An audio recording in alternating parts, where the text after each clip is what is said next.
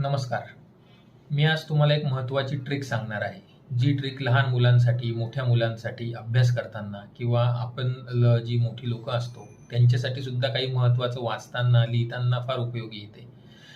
तर आपण काय करतो, लिहीत असतो, वाचत असतो, पण आपला मेंदू कधी-कधी काही गोष्टी लक्षात ठेवत नाही किंवा भरपूर ताण असतो, त्यामुळेही काही गोष्टी लक्षात राहत नाही.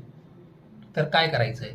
तर आपल्या डाव्या हाताचा जो अंगठा आहे, तो डाव्या हाताची तर्जनी आणि मधले बोट या तिघांना एकत्र जोडून ठेवायचंय काही अभ्यास करत असताना, महत्त्वाचं लिहित वाचत असताना.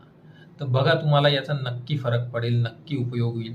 आणि असंही आता येत्या 1-2 महिन्याच्या काळात 10वी ते 12वीच्या मुलांच्या परीक्षा येत आहेत.